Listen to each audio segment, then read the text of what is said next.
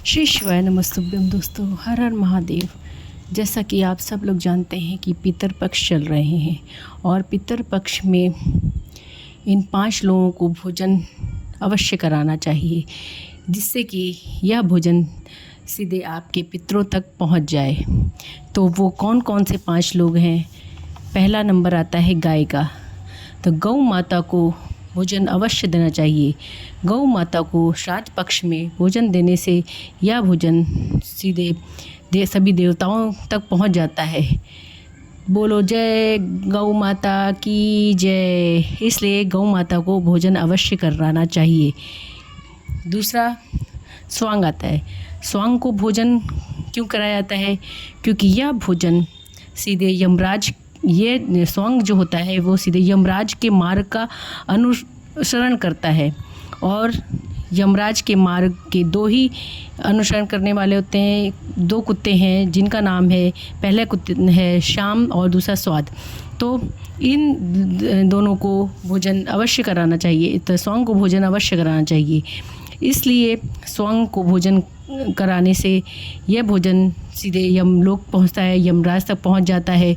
और ये आपको, ये पितर जो है आपका, अगर यमराज आपके पितरों को यातना देते हैं तो जब ये भोजन पितरों तक पहुंच जाता है तो पितरों की यात्रा में भी कमी आती है।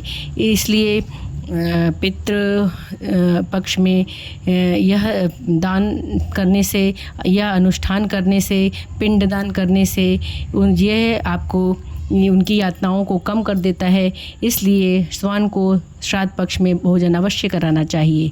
तीसरे नंबर पे आता है कागा, मतलब कौवा। तो कौवे को भोजन क्यों कराया जाता है?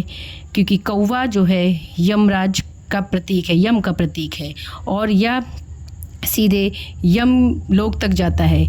यह कौवा जो होता है यह यम लोक तक जाता है और पितर लोक में जा कर के पितरों को, अगर कौवे को अगर भोजन किया जाता है, कराया जाता है, तो पितृ लोक तक पहुंचने के कारण यह कौवे को भोजन जो करवाता है तो वो उनके लिए तृप्ति का प्राप्त होती है। तो आपके पितरों को तृप्ति प्राप्त होती है। इसलिए कौवे को भोजन अवश्य कराना चाहिए। चौथा आता है चींटी।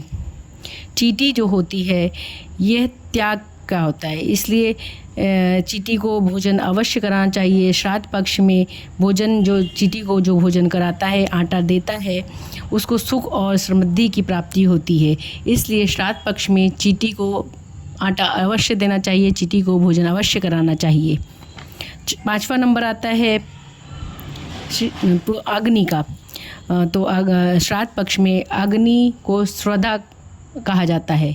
इसलिए स्वधा मतलब स्वाहा। स्वधा और स्वाहा भगवान के 2 मुख होते हैं और पहला ओम का प्रतीक होता है तो दूसरा ब्रह्मा को। पहला अग्नि का मुख होता है तथा दूसरा ब्रह्मा का। इसलिए श्राद्ध पक्ष में अग्नि को भोजन अवश्य कराना चाहिए। तो मतलब श्राद्ध पक्ष में अग्नि से ही तर्पण लोग करते हैं। अग्नि पे पितरों को प्रसन्न करने के लिए अग्नि में भोजन अवश्य कराना चाहिए। इन दोनों को भोजन करवाने से ठाकुर जी प्रसन्न होते हैं और आपको आशीर्वाद देते हैं। तो दोस्तों, श्राद्ध पक्ष में इन 5 लोगों को भोजन कराने से आपके पितरों को ये भोजन सीधा प्राप्त होता है तथा यमराज भी खुश होते हैं तथा भगवान भी खुश रहते हैं। इसलिए पितर पक्ष में इन 5 लोगों को भोजन अवश्य कराना चाहिए। हर हर महादेव।